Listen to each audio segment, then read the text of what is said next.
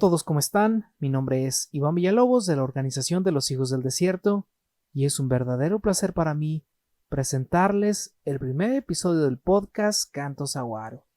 En esta ocasión, dedicado a unos organismos meramente mexicanos, muy conocidos por todos y a la vez, lamentablemente, muy poco comprendidos. Estoy hablando de las serpientes de cascabel. Si estás escuchando esto en YouTube, también por favor escúchalo en Spotify, porque solo así podría ser el podcast de ciencia más escuchado de México, y eso solamente puedo lograrlo con tu ayuda. Así que ayúdame a compartirlo, te lo agradecería muchísimo. Se preguntarán por qué hablar de serpientes de cascabel en el primer episodio, y la respuesta es que realmente tengo una gran admiración por las serpientes desde una etapa muy temprana de mi vida, en especial las serpientes de cascabel, por lo que les he dedicado tal vez los últimos 12 años de mi vida a tratar de comprender varios aspectos acerca de estos animales, dónde viven, de qué se alimentan, cuántas especies hay en México y una muy importante, cómo podemos coexistir con estos animales. En lo personal les tengo gran cariño, pero sobre todo mucho respeto, y estoy muy preocupado por su supervivencia en el planeta, debido a que probablemente las serpientes sean de los animales más odiados y perseguidos a nivel mundial. Aparte, estamos haciendo un cambio de uso de suelo que conlleva a una pérdida de hábitat, hay tráfico ilegal, muerte en carreteras, matanzas indiscriminadas, enfermedades muy poco conocidas en las serpientes, y todo esto ha llevado a que las poblaciones de esos animales hayan disminuido rápidamente, sobre todo en la última década. Y a pesar de que las serpientes están en una norma de protección, como lo es la norma oficial mexicana 059, y además la existencia de un plan de acción de conservación de las serpientes de cascabel, considero que la protección que realmente les brindamos en general los mexicanos es bastante deficiente. Y además, esos documentos que hablan sobre conservación no están llegando a la población y eso es sumamente preocupante. Pero en general, los humanos no estamos respetando en lo más mínimo estos organismos y frecuentemente la información generada acerca de la conservación de las serpientes llega a una parte muy pequeña de la población. Una vez en esta parte pequeña de la población, les es completamente indiferente y eso es lamentable. Dicen que en algún momento de tu vida es probable que puedas decir la frase que cambia el mundo. Ojalá que dentro de alguno de esos episodios pueda decir al menos una frase que tal vez no cambie el mundo, pero que haga que una persona genere conciencia de la pérdida de biodiversidad del planeta. La idea del podcast nace a partir de que me doy cuenta de que hay una gran deficiencia en México y en general en toda Latinoamérica para hacer divulgación científica. Y frecuentemente las personas que nos dedicamos a la ciencia hacemos una información cruda, o sea que cualquier persona que esté fuera del gremio se le va a hacer difícil entender los resultados que obtenemos y además la finalidad de nuestras investigaciones. Considero que nunca adquirimos esa habilidad cuando estamos en formación profesional, pero aparte no hay muchos recursos para aprender a hacerlo. Yo como biólogo nunca tuve una materia que me enseñara a divulgar el conocimiento que estamos generando y considero que ninguna carrera dentro de las ciencias biológicas lo hace. Probablemente exista en algún plan de estudios de alguna universidad, debe de haber, pero a lo que me refiero es que es raro que se forme un científico para hacer divulgación y que la información de las investigaciones pueda ser entendida por cualquier persona y usada. Sé que hay investigaciones muy especializadas y que la divulgación se tornaría una tarea extremadamente ardua o casi imposible, pero hay información tan básica que no se está difundiendo y esa información pudiera ayudar a fulanito a tomar una mejor decisión en su vida diaria. Yo me pongo a pensar de qué le serviría al señor de la tiendita de abarrotes conocer que un investigador encontró en un cerro una serpiente de cascabel que no está en ninguna otra parte del mundo, pero que esa serpiente se encuentra en peligro de desaparecer porque la están extrayendo para venderla como remedio para tratar las enfermedades. Seguramente, y gracias a la divulgación científica, el señor de la tiendita podría saber que esa serpiente se alimenta de montones de ratones y que probablemente si no existieran esas serpientes que se están alimentando de esos ratones, la población de ratones crecería desmedidamente y terminarían alimentándose de todos los cultivos aledaños donde probablemente se produce el maíz que él vende en su tiendita de abarrotes. Lamentablemente, la idea de conservar los organismos para beneficiarnos indirectamente es una idea que no vende. Los humanos, lamentablemente, queremos beneficios directos, no beneficios indirectos. A los humanos no nos cabe la idea de que un organismo genera muchos más beneficios para nosotros controlando las poblaciones y siendo parte de un ecosistema, que erróneamente alimentarnos de un organismo que creemos que nos curará mágicamente cualquier enfermedad. Y es algo difícil de entender porque lamentablemente no todas las personas tienen acceso a la información y muchas veces terminan creyendo cualquier cosa que les mencionan aunque no esté comprobada. Es probable que te hayas dado cuenta que la serpiente siempre ha sido una parte importante de la cultura mexicana. Desde tiempos prehispánicos, culturas como los mayas, los aztecas, los toltecas, entre otros, le adjudicaron a las serpientes una infinidad de significados y representaban un sinnúmero de simbolismos, frecuentemente considerados como la encarnación de la fuerza de la naturaleza, ya sea positiva o negativamente. Coatlicue, o Nuestra Señora de la Falda de Serpientes, para la cultura azteca representaba la vida y la muerte. Era diosa de la fertilidad y madre de todos los dioses. Sin embargo, la contraparte es que también era una entidad destructora y se ha prestado para muchísimas discusiones acerca de su verdadera identidad. En la representación probablemente más conocida de Coatlicue se encuentra en el Museo Nacional de Antropología de México. Es una representación preciosísima, tallada en piedra, donde fácilmente se puede advertir en la parte superior dos cabezas enormes de serpientes sacando una lengua bífida, y en la parte baja se observa la presencia de varias serpientes en la que se distinguen detalles como las cabezas, los cascabeles, las escamas. Imagínense la importancia de esta identidad para la cultura azteca y que con base en toda esa admiración crearon una estructura increíblemente grande de cerca de 3 toneladas y más de 3 metros de altura. Si eso les impresiona, ahora imagínense una deidad adorada por varias culturas no solamente en el territorio mexicano, sino en gran parte de Mesoamérica. Estoy hablando de Quetzalcóatl o la serpiente emplumada, símbolo de prestigio, sabiduría y poder que se refleja en la abundancia sobre todo del maíz, que es una base importante de la alimentación de los mexicanos. Realmente es una identidad impresionante que nada más hace falta conocer la pirámide de Quetzalcóatl en Teotihuacán en el Estado de México para darse cuenta de la magnitud de esas ideologías. Algunos investigadores lo describen como un héroe cultural que representaba la esperanza.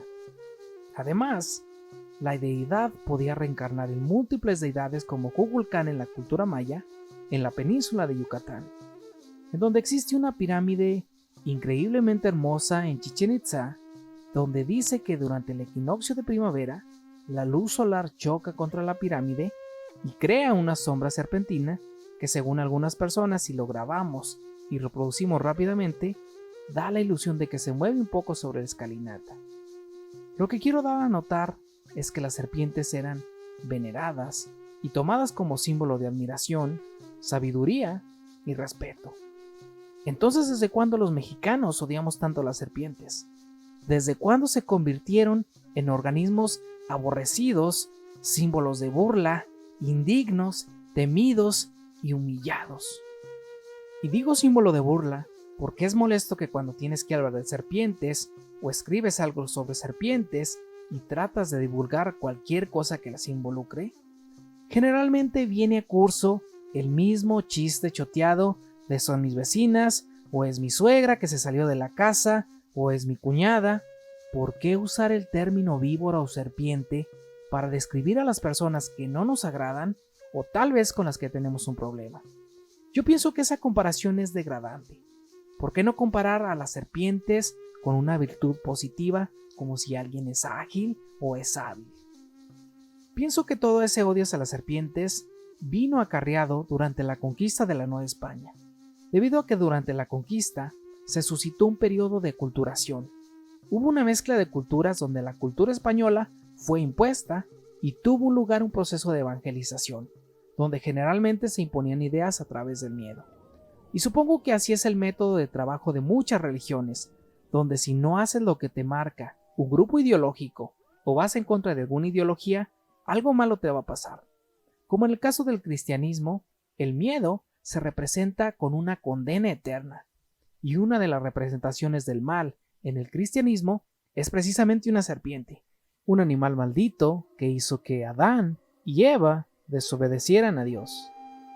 Esto la ciencia lo puede desmentir porque, en primer lugar, las serpientes carecen de la enzima lactasa, una enzima presente en los mamíferos que sirve para digerir la leche. Una enzima es un catalizador que, en este caso, ayuda a desdoblar los componentes de la lactosa, que es un disacárido del que está compuesta la leche. En segundo lugar, las serpientes carecen de labios y mejillas, que son estructuras anatómicas que les permiten a los mamíferos succionar la leche. Las serpientes no pueden absorber leche porque tienen una boca queratinizada y completamente rígida. Además, las serpientes tienen una dieta estricta de carne, aunque algunas serpientes pueden alimentarse de huevos. Lo importante aquí es que probablemente, así como fue traído a México ese mito, hay muchos más que fueron adoptados por la cultura mexicana, y exactamente igual como se aborrecían las serpientes en Europa, se aborrecen en México. A lo que voy es que las serpientes terminaron siendo organismos sumamente odiados, y ahora todo esto les está costando la supervivencia en este país y en el mundo entero. A pesar de todo ese odio y miedo, siguen siendo organismos importantes para nuestra cultura y las tenemos en nuestra bandera. Nuestra bandera es la perfecta representación de un verdadero país megadiverso. ¿Qué otra bandera en el mundo tiene una serpiente, un águila y una cactácea? Ninguno. Entonces, si verdaderamente estamos orgullosos de nuestra patria, ¿por qué no estamos protegiendo a los organismos que nos dan identidad como mexicanos? En el mundo hay aproximadamente 3.850 especies descritas de serpientes, lo que representa un alto porcentaje dentro de un grupo artificial bastante diverso al que conocemos como reptiles. Las serpientes están agrupadas en 25 familias, y una de esas familias es la familia Viperidae, o sea, las víboras verdaderas.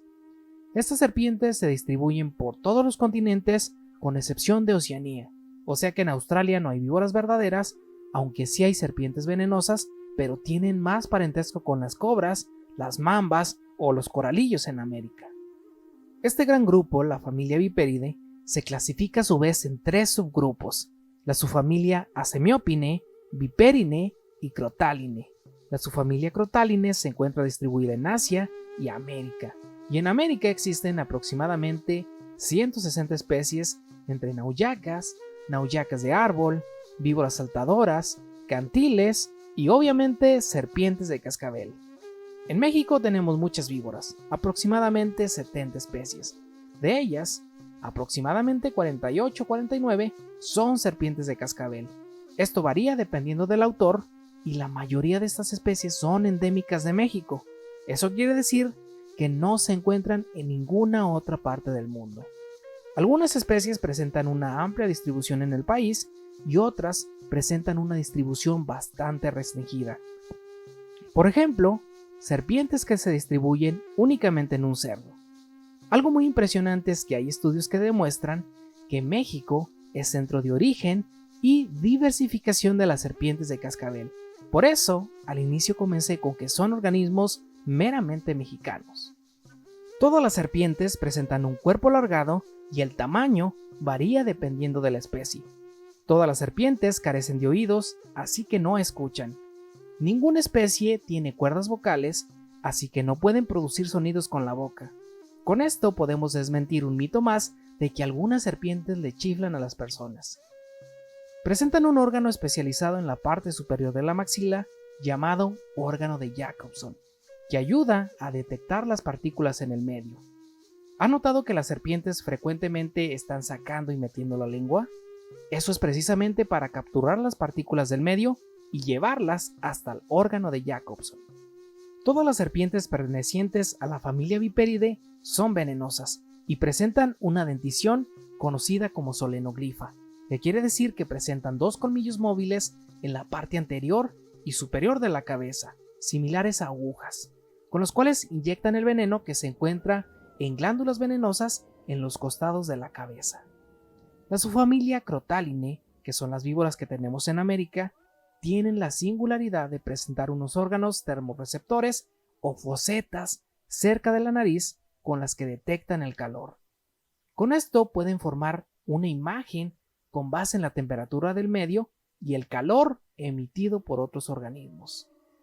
Hay estudios bastante crueles donde remueven quirúrgicamente los ojos y las serpientes pueden capturar a sus presas sin el mayor problema. Hablando más en específico, las serpientes de cascabel son organismos muy diversos y pertenecen a dos géneros, el género Crotalus y el género Sistrurus, estas últimas con una distribución bastante restringida en el norte del país. Tanto Crotalus como Sistrurus presentan muchísimas coloraciones y patrones de manchas corporales. Las hay con rombos, líneas transversales, óvalos y especies con un montón de manchas con diferentes formas que incluso varían entre organismos de la misma especie. Las serpientes de cascabel presentan una estructura queratinizada muy similar a nuestras uñas, llamado cascabel, de ahí el nombre de serpientes de cascabel, con las que pueden producir un sonido de alerta al moverlo rápidamente.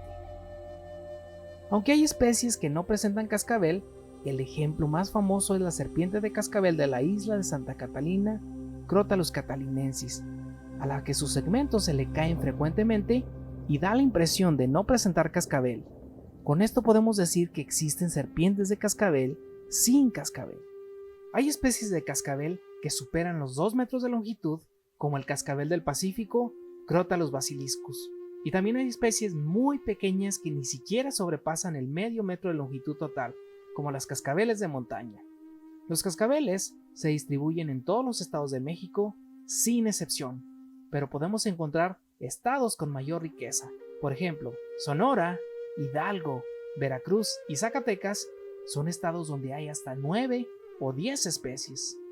Existen especies que solamente se distribuyen en islas, como lo son las islas del Pacífico, en Baja California y Baja California Sur, y en general, las serpientes habitan un montón de ecosistemas muy diversos.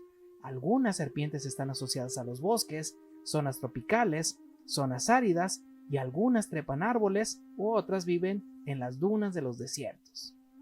El veneno de las serpientes de cascabel también es muy variable, porque varía dependiendo de varios factores como los hábitos alimenticios y obviamente dependiendo la especie, incluso varían entre organismos de la misma especie. Parecerá un cliché que menciono a cada momento depende de la especie, pero es que realmente pocas cosas en la biología las podemos generalizar. Y desde mi punto de vista es más que válido que un biólogo responda depende de la especie cada vez que alguien trata de generalizar algo de los grupos biológicos. Los organismos en el planeta son tan diversos y en verdad hay excepciones para casi todo. Bueno, pues el veneno es una mezcla de compuestos, principalmente proteínas y péptidos que afectan a los tejidos. Es decir, existen diferentes tipos de proteínas y no todos funcionan de la misma manera en el cuerpo. Por eso, cada accidente ofídico es único, porque afectan diferentes factores, por ejemplo, dependiendo de la especie otra vez, el sitio corporal donde sufriste la mordedura, la eficiencia de tu sistema inmune en ese momento y el tiempo en que tardas en recibir atención médica. Y aunque en la actualidad los accidentes ofídicos, en donde por fortuna se recibió atención médica, rara vez terminan en muerte, lo que recomiendo es ser precavido, usar ropa adecuada al salir a campo, usar polainas si es que trabajas en campo, no meter las manos a orificios o hierba donde no alcanza la vista, no molestar a las serpientes y si encuentras una serpiente venenosa, por favor, aléjate de ella. Aunque ahora hay demasiada desinformación, hay grupos en Facebook donde gente que se considera experta toma las serpientes venenosas con las manos o hacen manipulaciones innecesarias y además alientan a la gente a hacerlo. Es verdaderamente estúpido hacer eso, y aunque la justificación de estas personas es que se trata de su propia vida y además algunos tienen favoterápicos, es peligroso para la gente que lo rodea. Existen menores de edad manteniendo en cautiverio especies venenosas como si fueran un perro o un gato, y como frecuentemente su contenido es compartido rápidamente en redes sociales, la sociedad termina desinformándose. Después la gente cree que puede manipular cualquier tipo de serpiente sin percatarse de que esto puede ser un acto irresponsable y esto lo puede llevar a perder extremidades o la vida. Hay mucha gente que le gusta llamar la atención y si ves gente haciendo este tipo de tonterías, mejor aléjate por tu seguridad. Las serpientes de cascabel son muy importantes para nuestros ecosistemas, debido a que se alimentan de montones de especies. Muchas de ellas son organismos en los que sus poblaciones pueden crecer rápidamente, como en el caso de algunos roedores, y gracias a estos depredadores las poblaciones se mantienen controladas. Otra característica muy importante de las serpientes de cascabel es que son presas de distintos organismos, como las aves rapaces, inclusive son alimento de otras especies de serpiente. Por último, se ha comprobado que las serpientes pueden ser dispersoras secundarias de semillas. Por ejemplo, una serpiente se puede alimentar de un roedor y posiblemente ese roedor traía semillas en su sistema digestivo. Posteriormente esas semillas quedarán en el sistema digestivo de la serpiente y la serpiente se moverá a otro sitio y defecará las semillas lejos de la planta madre. Cabe destacar que no todas las semillas resisten la acidez del sistema digestivo de las serpientes y muchas de estas semillas terminarán muriendo. Las serpientes de cascabel tienen muchísimas amenazas, como la matanza indiscriminada. Casi a cualquier persona que le preguntes, principalmente gente que vive en el campo o que va frecuentemente a campo, ha asesinado a alguna serpiente durante su vida, principalmente por el miedo, el desconocimiento y la falta de empatía. Somos un país con doble moral, lamentablemente, porque la población de personas quieren curarse rápidamente de sus enfermedades consumiendo serpientes de cascabel, pero a la vez las odiamos con toda nuestra alma. O sea que nada más queremos el beneficio de ellas, pero sin tenerlas cerca. Algo muy similar pasa en Estados Unidos de América, donde hay organizaciones grandes para la conservación de la biodiversidad, grandes conservacionistas, pero no han podido quitar en la totalidad los festivales o rodeos de matanzas de miles de serpientes de cascabel que se extraen cada año del medio ambiente. Debido a que las personas que están en contra de estas matanzas extremas van contra una sociedad indiferente, personas poderosas económicamente hablando e influyentes. A lo que voy es que es difícil ser una persona consciente ante una sociedad completamente indiferente. Vas contracorriente, pero eso puede cambiar con mucho trabajo. A estos festivales de matanzas de serpientes va mucha gente sin conciencia, sin escrúpulos, donde la diversión es ver la matanza de serpientes de cascabel al por mayor. Hay competencias por capturar la serpiente más grande, competencias por ver quién le quita la piel más rápido. Es muy impresionante. Y además es triste ver tanta crueldad, incluyendo actividades en donde los niños son animados a involucrarse en estos ecocidios. Aparte de la crueldad y el brutalismo que se observa en estos festivales, viene al caso la parte ecológica, debido a que se están retirando anualmente miles de serpientes que son depredadores y presas que están cumpliendo un rol ecológico importante en los ecosistemas. También me gustaría comentar que hay estudios que demuestran que cada vez es más raro encontrar serpientes en el medio ambiente, y los involucrados en estas atrocidades tienen que desplazarse cada vez más lejos para encontrar a las serpientes. Y además, las serpientes al paso del tiempo son serpientes más pequeñas en tamaño. Es bastante triste y la verdad a mí me da mucho coraje, y sin embargo, aunque no lo hagamos de manera masiva en México, se hace exactamente lo mismo. Serpiente que aparece, serpiente que es asesinada. Y la verdad, hasta cierto punto entiendo la matanza de serpientes en México, ya que los organismos pertenecientes a la familia Viperidae, o sea, las víboras verdaderas, representan un problema público de salud. Son organismos venenosos y siento que no hemos invertido mucho en los estudios de conflicto humano-serpiente. Lo que quiero dar a entender es que hay gente que sigue muriendo en México por accidentes ofídicos, o sea, mordeduras de serpientes. Y esa cuestión, desde mi punto de vista, es por la desinformación, primeramente de la población, porque no mucha gente sabe qué hacer en caso de un accidente ofídico. ¿Alguna vez has visto alguna campaña nacional donde se explique qué hacer en caso de un accidente ofídico? Por supuesto que no. A nuestros mandatarios no les importa. En segunda, hay gente que vive muy alejada de los sistemas de salud, a muchas horas de cualquier hospital y sin el apoyo económico para hacerlo. Y en tercera, la deficiencia del sistema de salud de México, en donde no todos los hospitales públicos cuentan con los fagoterápicos para tratar los accidentes ofídicos ni el conocimiento para atenderlos. Desde mi experiencia, resolver el conflicto humano-serpiente no es una tarea fácil. Si eres una persona que va de campamento, o a hacer senderismo, o a andar en bicicleta, o a disfrutar un ambiente menos perturbado que el que tenemos los humanos en la ciudad, te encuentras una serpiente y la matas por diversión o por hacerte el macho, déjame decirte que no hay de otra más que eres un ser inconsciente con el planeta en el que vives, y no solamente estás dañando a la serpiente, sino que estás dañándonos a todos, incluyéndote. ¿A ti te gustaría estar tranquilo en tu casa y que alguien llegara a asesinarte porque cree que tú pudieras ser peligroso para una persona ajena que entró a tu casa? Obviamente no. Pero el verdadero conflicto inicia cuando hay personas que tienen que estar trabajando en campo. Por ejemplo, los agricultores. Y no tienen de otra más que estar en contacto con las serpientes. Muchas veces sin la ropa adecuada para evitar alguna mordedura.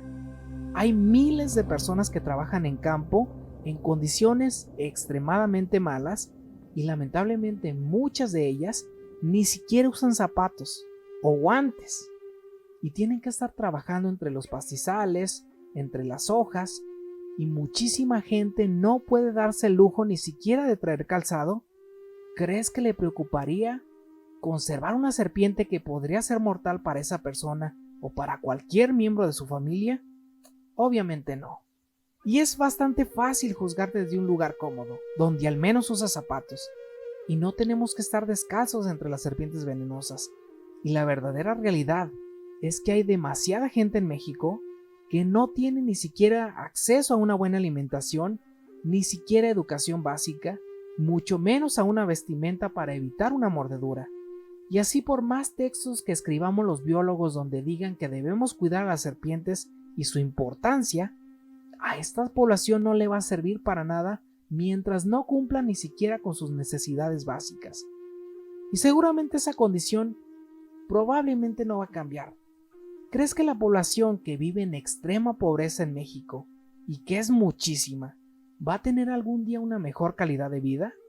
Pasan los años, pasan las generaciones, pasan las diferentes administraciones gubernamentales y al parecer todo ha seguido igual. Y lamentablemente todo va junto con pegado. Y esto me da la pauta para adentrarme al siguiente tema, que es el tráfico de serpientes. En México existen pocos estudios que demuestren la magnitud del tráfico de serpientes, pero hay estudios bastante aislados, como el caso de Charco Cercado, San Luis Potosí, en 1997, donde la gente, al encontrarse en condiciones de pobreza, alguien de la comunidad comenzó a capturar animales y venderlos en la carretera, y al ver que era un negocio rentable, la población de la comunidad comenzó gradualmente a sumarse a la venta de animales hasta que se convirtió en un problema enorme, donde la gente extraía de todo para venderlo. Lo peor de esto es que creció gracias a la gente sin escrúpulos que compraba todo. Me pregunto, ¿qué pensará la gente que compra los organismos saqueados? Pues hay mucha gente que no sabe del problema, pero mucha gente sí sabe de estos problemas, y la verdad es que les vale. Es una indiferencia tremenda y una falta de empatía brutal. Es lo mismo que la gente que compra pericos, por ejemplo en las carreteras. La gente sabe que es un problema donde muy pocos ejemplares sobreviven, y sin embargo la gente lo sigue haciendo sin ningún remordimiento. Hace años realicé un estudio que no está publicado sobre el tráfico de los vipéridos en México, que surgió después de un estudio de tráfico de serpientes de cascabel en el centro de México. Tratamos de contactar al mayor número de traficantes, coleccionistas de reptiles y a la población en general. Fue una tarea sumamente ardua, pero en su mayoría me respondieron una encuesta donde preguntaba el número de serpientes extraídas, los usos y me ayudaba con imágenes para que la gente señalara de cuáles especies habían traficado. La mayoría de estos traficantes que contacté creyeron en mí y les di mi palabra porque solamente lo que buscaba era la información aproximada de cuántos ejemplares se extraían en México. Cabe destacar que yo nunca he mencionado el nombre de ningún traficante y nunca lo haré. Pero en mi estudio encontramos que las serpientes de cascabel son extremadamente explotadas para distintos rubros, pero principalmente el medicinal. Repito, los mexicanos odiamos con toda nuestra alma las serpientes, pero sí queremos que nos curen mágicamente cualquier enfermedad. Según mi estudio, en 2018 fueron usadas por lo menos 5.729 serpientes de todos los estados de México, para tratar principalmente enfermedades como el cáncer, seguido de acné, paperas y sida. Mi comentario es, no hay estudios que demuestren que las serpientes tienen propiedades curativas mágicas. Si así lo fuera, yo lo hubiera mencionado.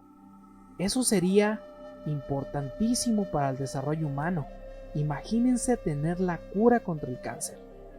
Seguramente yo lo justificaría y además estaría buscando reproducirlas en cautiverio para este uso, pero lamentablemente no es así. Hace tiempo hablé de esto en un foro y la gente realmente me hizo pedazos. Me gritaban que ojalá que me diera cáncer, ojalá que me muriera, ojalá que a mi familia le diera cáncer. Y supongo que tal vez estoy comentando desde una posición en la que no padezco esa enfermedad, ni a mi familia. Imagino que debe ser sumamente difícil padecer esta enfermedad, sufrir demasiado dolor y saber que esto te puede llevar a la muerte. Debe ser desesperante. Imagina que tratas de recibir atención médica en un sistema de salud deplorable como el de México y además con medicina a muy altos costos. Supongo que esa desesperación te hace buscar remedios alternativos, pero lamentablemente lo tengo que decir, las serpientes de cascabel no curan el cáncer. Me gustaría decir que las serpientes de cascabel sí sirven para tratar enfermedades, pero lamentablemente no es así. Hay gente que afirma que se curó con una serpiente de cascabel, pero mientras no lo demuestres científicamente, tu comentario no tiene ninguna validez ante las ciencias médicas. Yo siempre pongo el ejemplo. Si realmente las serpientes de cascabel curan el cáncer, la gente con alto poder adquisitivo, o sea, los ricos, no se morirían nunca. Imagínate la cantidad de serpientes de cascabel que podrían comprar para tratar sus enfermedades. Entonces, ¿por qué también se mueren de cáncer? ¿A poco esa cura contra el cáncer es solamente un secreto de la gente humilde y los ricos no se han enterado? Obviamente no. Si un rico supiera que tiene la cura contra el cáncer, te torturarían para sacarte hasta el último secreto. Conozco personas que desafortunadamente padecieron cáncer, consumieron serpiente de cascabel y lamentablemente están muertos. Entonces, ¿qué pasó? No soy nadie para recomendar nada, pero sería bueno que exigiéramos a nuestros mandatarios no recortar el presupuesto para las quimioterapias. ¿Te diste cuenta de lo que pasó? Si los alemanes se llevan montones de serpientes de cascabel de México hacia su país, ¿no crees que un país tan desarrollado en la medicina hubiera hecho estudios clínicos para comprobar que las serpientes de cascabel curan el cáncer? Otro rubro en el que se usan las serpientes de cascabel es para la alimentación. Según nuestro estudio, al menos 407 serpientes fueron usadas como alimento. Encontré un taquero que vendía tacos exóticos. Hay gente que le gusta el sabor de la serpiente de cascabel y hay otro tipo de gente en México que no tiene más para comer que una serpiente de cascabel. Por favor, si te gusta la carne de serpiente de cascabel, trata de no comerlas. Las poblaciones están en un riesgo muy alto. Otro rubro es la fabricación de artículos. En nuestro estudio, al menos se usaron 1.630 ejemplares para bolsos, botas y cinturones. Los clientes fueron hombres principalmente de estados norteños como Durango, Chihuahua y Sinaloa. Eso solamente es un lujo que fácilmente se podría evitar. El otro rubro es en actividades espirituales y religiosas. Hay gente que cree que las serpientes pueden ayudar en rituales como la brujería. Otro rubro que está creciendo muchísimo en México y que es extremadamente malo para las poblaciones es el uso como mascota. Es poco en México, aunque sí hay casos de gente que mantiene serpientes, pero es grandísimo en Estados Unidos, Canadá y Europa. Existen grupos sumamente organizados para el saqueo y la venta de organismos y lamentablemente estos organismos generalmente terminan en Alemania, en Grecia, en Suecia e Italia. Hay demasiada corrupción en todos los niveles y es común ver en grupos de redes sociales que la gente de todas partes suben fotografías con especies obviamente capturadas, hasta con incluso la localidad. El tráfico de serpientes es enorme. Yo he presentado 2 veces este trabajo en congresos y las 2 veces que presenté tuve problemas de amenazas. Pero ¿saben qué pasó? Lamentablemente esto fue con personas ajenas a las que había entrevistado o que habían sido ajenas a mi investigación. Entonces, ¿qué pasó? Con el paso del tiempo siempre sale la verdad a flote y resulta que mismos biólogos, como el que estaban en mi mismo gremio, algunos de ellos con los que llevaba una buena amistad, se encargaron de distribuir un montón de información falsa con traficantes o con otros herpetólogos. Uno de esos casos es que le dijeron al grupo de Herpemex que yo los había mencionado como traficantes, cuando en ninguna de mis presentaciones mencioné a ninguna persona. En un inicio pensé que se había malinterpretado la información, debido a que también hice una encuesta a herpetólogos reconocidos en México y coloqué sus nombres como agradecimiento, incluyendo a los miembros de este grupo. Pero después me enteré que esa información no había sido lo que les mencionaron, sino que fue una serie de barbaridades que nunca mencioné en mis presentaciones y mi información la sacaron completamente de contexto. Después comprendí que no debes confiar en absolutamente nadie por más títulos que tenga o por más prestigio que tenga. Hay gente que le hablas bien, los admiras o les tienes un gran respeto, sin embargo, te quieren ver en problemas y muchas de esas personas que consideraba amigos se encargaron de distribuir información completamente falsa. Hay gente que quiere ver al mundo arder. Su intención era por completo hacerme quedar mal con otra gente que nada que ver con mi investigación o gente dentro del gremio de la herpetología. ¿Qué me ganaría yo con levantar falsos a las personas? Y la única finalidad de mi investigación era contabilizar el número de serpientes que se extraían en un año en México para cualquiera de los rubros que les mencioné anteriormente. Cosa que es difícil de demostrar. ¿Cómo podría contabilizar ese número? Pues únicamente contactando a los traficantes. Mucha gente me ha dicho que mi estudio no tiene validez porque no se puede comprobar que los traficantes realmente hayan movido esa cantidad de serpientes. Y le respondo, ¿tienes una mejor forma de hacerlo? ¡Hazlo tú! Es lo padre de la ciencia que es completamente refutable. Hazlo, ten cifras más acertadas y hazme quedar en ridículo. Me encantaría, porque sabríamos realmente la magnitud del tráfico exacto.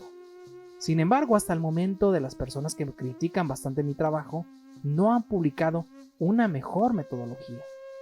Yo clasifico a los traficantes en 2 grupos. Los traficantes que generalmente viven en campo, que trabajan individualmente o con su familia, y las otras son las grandes organizaciones. Dentro de los grupos individuales o familiares, se extraen organismos principalmente para el rubro medicinal, alimenticio, fabricación de artículos y en actividades espirituales y religiosas. En este grupo no trato de justificar, pero encontré familias que viven con 300 pesos a la quincena.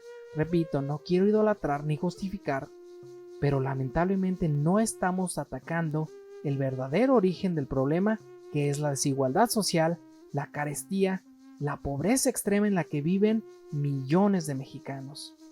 Imagínate que de pronto te quedas sin nada, literalmente. No has comido en días, tus hijos tienen hambre, vas a campo y te encuentras una serpiente de cascabel. ¿La venderías para ganar dinero para comer tú o tus hijos? Sin embargo, el tráfico debe ser una actividad penada, porque hay personas que están vendiendo lo que es de todos los mexicanos y están llevando a las poblaciones a la extinción. Mi único consejo es cambiar la mentalidad de la sociedad, que son los consumidores de las serpientes. Por más traficantes que lleves a la cárcel, va a seguir habiendo muchos más traficantes porque la demanda de serpientes es bastante alta. Entonces, yo considero que la mejor manera de reducir esta amenaza es con la divulgación. Me dice un alumno, vamos a las comunidades a decirle a la gente que no coman serpientes de cascabel. Les digo, no, espérate, no puedes ir por la vida cambiando pensamientos tan arraigados, nos matarían. Hay que hacerlo poco a poco y yo creo que esta es la mejor forma, haciendo divulgación. La otra cuestión es la colecta de serpientes para fines de investigación. Yo pienso que se justifica la captura de ejemplares para hacer ciencia. Sin embargo, algunos traficantes me mencionaron que ellos colectan legalmente las serpientes de cascabel utilizando los permisos de colecta de algunos investigadores que se hacen pasar por conservacionistas. Y muchas serpientes así salen del país, legalmente, pero muchas de ellas no terminan en colecciones científicas, sino en casas particulares. Hablando de la investigación, es difícil conservar una zona cuando no sabemos qué hay, y para obtener el recurso necesario hay que justificar lo que se va a conservar. Y para hacer esa justificación, frecuentemente se requiere ingresar a los organismos a las colecciones zoológicas. Cuando denuncias el tráfico ilegal, obviamente haces algo. Sin embargo, el nivel de corrupción es tremendo. Yo lo que hice en el centro de México fue que fui a las empresas de maquila de ropa para que le dieran trabajo a algunas personas. De los 16 traficantes que contacté, 11 dejaron de saquear serpientes gracias a que habían conseguido un mejor trabajo, más rentable y con mejor salario. Otro problema grave que sufren las serpientes de cascabel es la pérdida de hábitat. Por ejemplo, las grandes extensiones de tierra para hacer la agricultura y la ganadería. Además, el crecimiento de la mancha urbana. En el centro de México tenemos un grupo de rescate y reubicación de serpientes y la gente me pregunta, ¿por qué las serpientes cada vez se acercan más a la ciudad? Y yo les respondo, no, los humanos son los que estamos ingresando cada vez a los sitios más conservados donde hay serpientes. Por último, desmentiremos algunos mitos de las serpientes de cascabel. Mucha gente menciona que se puede conocer si una serpiente de cascabel es macho o hembra por tener el cascabel de una forma vertical o horizontal. Eso es completamente falso. Hay especies que sí presentan dimorfismo sexual, o sea, en los que podemos diferenciar machos y hembras con base en la coloración corporal y la morfología. Pero son muy pocas especies. En la mayoría, las serpientes de cascabel no podemos diferenciar a simple vista si es un macho o una hembra. Las personas que trabajamos con serpientes tenemos que recurrir a un método que consiste en ingresar una varilla de acero inoxidable llamado estilete en la cloaca de las serpientes en una dirección anterior-posterior. Si la varilla entra considerablemente, eso quiere decir que es un macho. La varilla entra porque la ingresamos en una cavidad llamada saco hemipeneal, en donde es el sitio que las serpientes macho guardan el hemipene. El hemipene es una estructura reproductiva que en realidad son dos penes. Sí, por supuesto, las serpientes de cascabel tienen dos penes y las hembras, como no tienen hemipene, carecen de este saco hemipeneal y la varilla no ingresa en ninguna cavidad. Mucha gente menciona que el número de segmentos del cascabel representa la edad de las serpientes. Esto es completamente falso. Los segmentos del cascabel se agregan cada que la serpiente muda de piel. Por cierto, las serpientes de cascabel generalmente mudan una piel completa.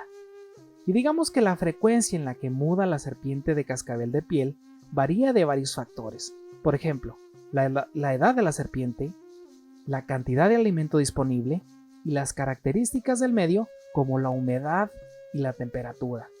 Así que hay serpientes a las que se le agregan varios segmentos en un solo año. Además, los cascabeles son estructuras bastante frágiles que se llegan a quebrar. Además, como lo mencionamos, también hay serpientes de cascabel sin cascabel. Mucha gente menciona que las serpientes pueden quitarse las glándulas del veneno para tomar agua. Por supuesto que no. Este es un mito muy común en México, pero no es verdad. Las glándulas venenosas no se pueden quitar ni poner.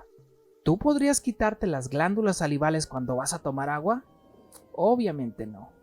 Mucha gente sigue creyendo que las serpientes de cascabel curan las enfermedades. No se ha comprobado hasta el momento que las curen, pero sí se ha comprobado que las serpientes de cascabel, al alimentarnos de ellas, puede provocar enfermedades por la cantidad de bacterias presentes como la salmonela. Pero aparte, el veneno de las serpientes de cascabel es un campo poco explorado. No me refiero a que nos dejemos morder, sino que algunos compuestos del veneno pueden ser retirados, procesados, dosificados y algunos de ellos son utilizados en algunos medicamentos. ¿Qué se debe hacer en caso de una mordedura de serpiente según los expertos? Primero que nada, hay que evitar ir solo al campo. Ver bien en dónde pisas y dónde pones las manos. Y la otra es que no debes de hacer manipulaciones de serpientes. Pero si ocurre, a pesar de todos los cuidados, un accidente ofídico, se recomienda mantener la calma, aunque esto es sumamente difícil por el dolor producido. Hay que tratar de llevar o ir lo más pronto a recibir una atención médica. Hay que evitar hacer torniquetes, evitar tratar de hacer los cortes en el sitio de la mordedura, ni tratar de extraer el veneno. Esta información es completamente falsa, que se ve frecuentemente en las películas, pero el veneno viaja rápidamente por el torrente sanguíneo, inclusive los extractores de veneno comerciales no sirven para nada. Hay que evitar consumir bebidas alcohólicas y leche, pero reitero, lo mejor es prevenir los accidentes ofídicos, pero sin asesinar a las serpientes. Esa es la forma en la que nosotros debemos de coexistir. Puedo concluir que las serpientes son sumamente importantes para los ecosistemas, y cuando me refiero a que debemos cuidar las serpientes, no es que vayas a campo a tomarlas con las manos, hacerlas tu mascotas, ofrecerles alimento, sino es no asesinarlas, no exponerse ni manipularlas o tratar de capturarlas para evitar los accidentes ofídicos. No compres animales ilegales, no las uses como mascotas, no compres accesorios elaborados con serpiente de cascabel. Si te gusta el sabor de la serpiente de cascabel, por favor no te alimentes de ellas, las poblaciones están en grave riesgo. Investiga si el hospital más cercano a tu casa cuenta con los fagoterápicos para tratar accidentes ofídicos. Planea una ruta en la cual puedas llegar muchísimo más rápido a recibir atención médica en caso de un accidente ofídico. No creas todos los mitos generados alrededor de las serpientes, la mayoría son falsos, y aprende a diferenciar las serpientes venenosas de tu localidad. Cuidemos los organismos que nos dan identidad como mexicanos. Las generaciones futuras no lo agradecerán. Y como decía Charles Darwin, el amor por todas las criaturas vivientes es el más noble atributo del hombre. Espero que no saquen de contexto de mi información, y si es así, no me hago responsable. Nos vemos en el siguiente episodio. Cuídense.